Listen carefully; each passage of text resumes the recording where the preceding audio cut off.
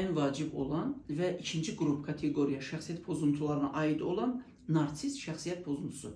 Narsist şəxsiyyət pozuntusunu bizim hər birimizin ədəbiyyatlarda öyrəndiyimiz kimi özü barədə şişirdilmiş təəssüratlar, özünü şişirtmə kimi tələffüz olunur, ifadə olunur. Amma əslində narsist şəxsiyyət pozuntusu hallarının əsas mahiyyətində dayanan, mütəmadi davam edən, böyüdülmüş, şişirdilmiş, əhəmiyyətlilik dərəcəsinə gətirilən fantaziyalar və davranışlarla ifadə olunan emosional, yenə də eyni qaydada emosional empatiya hissinin əskikliyidir. Yəni narsist psixologiyasında narsist şəxsiyyət pozuntusunun kökündə dayanan şəxsin fantaziyalarında və düşüncələrində ifadə olunan özünün əhəmiyyətliyi, özünün böyüklüyü, özünün mahiyyətini şişirtmə bir pozuntular halları meydana dayanır. Və bunlardan bu cür insanlarda, narsist psixologiyasında, narsist şəxsiyyət pozuntusu olan insanlarda onlar tənqidə qarşı çox həssas reaksiyalara meyilli olurlar və vacib olan bir tərəf, narsist şəxsiyyət pozuntusu olan insanların əsas mahiyyəti alçaldıcı və idarə edici bir mövqe tuturlar. Narsist şəxsiyyət pozuntusu olan insanlar, onlar hesab edir ki, insanların istənilən bir halda səbəb oldu, olmadı, alçaldıcı, alçaldaraq himayə etmək, idarə etmək yox, alçaldaraq himayə etmək bir pozuntu halı dayanır. Yəni, bunu qısa bir misal gətirək, əgər fərd mənsub olduğu işdə, ailədə, sosial münasibətlərdə istənilən bir halda onun özündən asılı olmayaraq özü barədə şişirdilmiş, uydurulmuş, böyüdülmüş düşüncələri fantastik xarakter daşıyır və bu haldan onlar hesab edirlər ki, xanımlarını, tabeliyində olduğu insanları, həm yaşıdlarını, heç bir tabeliyi olmayan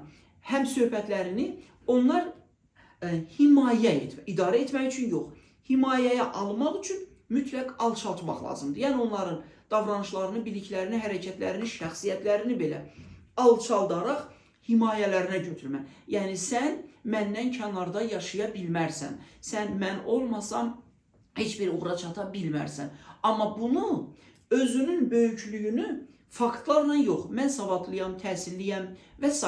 onlarla yox, insana empatiya kasıblığından irəli gələrək özü barədə fantastik uydurmaları və düşüncələrinə möhkəmlənərək alçaldaraq himayəyə almaq.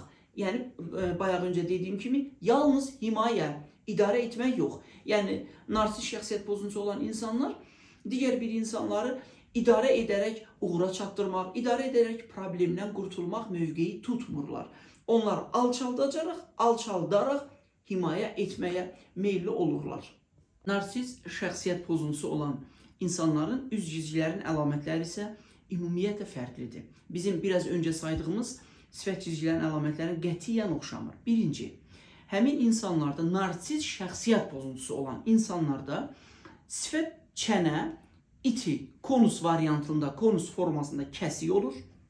Göz bəbəkləri qara olsa da belə, sanki gözün içi də qara olur. Siz onların üzlərinə baxanda gözlərinin içinə, göz bəbəklərinin qaralığı, qara rəngi, sanki bütün gözün içinə yayılmış kimi görsənir və daha vacib olan bir tərəflər var. Bütün insanların frenoloji, ginestik, fiziognomik imkanları çərçivəsində bütün insanların qulağın yerləşməsi, sırğalığın yerləşmə istiqaməti maksimum xətlə düz gətirəndə ya burnun aşağı hissəsinə, ya ağzın kəsim hissəsinə bərabər olmalıdır. Bəzi hallarda isə buradan aşağı ola bilər. Narsist şəxsiyyət pozuntusu olan, məhz şəxsiyyət pozuntusu olan insanlarda isə qulaq sırğalığı burunun, mən öz üzərində göstərməyim, sizin üçün daha rahatdır ona görə, burnun bu hissəsinə, maksimum ortasına qədər, yəni burnun, qulağın bu hissəsi burada olur. Şəkildə biz sizə nümunə kimi göstərdiyimizə diqqətlə baxın, mütləq qaydadadır. Bura, qulaq bu istiqamətdə sırğalıq yox, sanki buradadır. Xət burunun yerləşdiyi formada burunun ortasına qədər gəlib çıxır. Bunlar narsist şəxsiyyət pozuntusu olan insanlardır ki, onlar özləri barədə düşüncələri böyüdülmüş, əhəmiyyətləşdirilmiş dərəcədə fantaziyalara və davranışlarla möhkəmlənir. Təsəvvür edirsiniz? Düşüncələri ilə yox, fantaziyaların və davranışlarında ifadə olunan, biraz öncə dediyimiz kimi, insanları alçaldaraq himayə etməyə meyillikdir. Siz nümunə kimi şəkilə bir diqqətlə baxın. Yəqin ki, bu nümunə göstərdiyimiz üz cizgilərinə xarakterik olan insanlar sizin ətrafınızda da, metroda, cəmiyyətdə, istənilən bir sahədə rast gəlmişsiniz. Yəni siz belə diqqətlə baxsanız, tanıdığınız insanlarda bu əlamətləri bəzilərində müşahidə edə biləcəksiniz.